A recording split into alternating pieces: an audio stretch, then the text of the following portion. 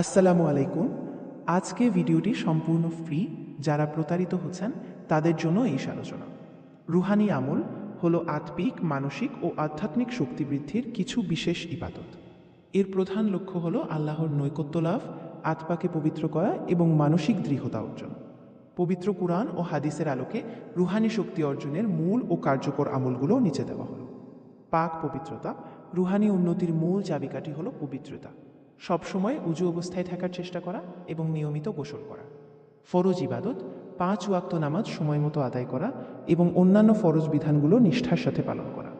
বেশি বেশি জিকির, আল্লাহর জিকির ও তাসবিহ পাঠ করা, বিশেষ করে সুবহানাল্লাহ, আলহামদুলিল্লাহ এবং আল্লাহু আকবার নিয়মিত পড়া। দরুদ শরীফ। প্রতিদিন নবী করিম সাল্লাল্লাহু আলাইহি ওয়াসাল্লামের ওপর বেশি বেশি দরুদ শরীফ পাঠ করা। তেলাওয়াত ও দোয়া। নিয়মিত অর্থসহ পবিত্র কুরআন তেলাওয়াত করা এবং ইস্তিগফারের যেমন আস্তাগফিরুল্লাহ মাধ্যমে গুনাহ মাফ চাওয়া। তাহাজ্জুদ নামাজ।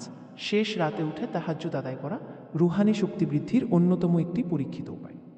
এই আমলগুলো নিয়মিত করলে অন্তরে প্রশান্তি আসে এবং ইবাদতে মনোযোগ বাড়ে। রুহানি আমল সম্পর্কে আরও বিশদ জানতে আপনি কি নির্দিষ্ট কোনো উদ্দেশ্য, যেমন মনের স্থিরতা, গুনাহ থেকে মুক্তি বা দোয়া কবুল নিয়ে জানতে চান, নাকি নির্দিষ্ট কোনো দোয়া বা সূরা সম্পর্কে জানতে আগ্রহী? নতুন ভিডিও সবার আগে পেতে চোখ রাখুন এই চ্যানেলে।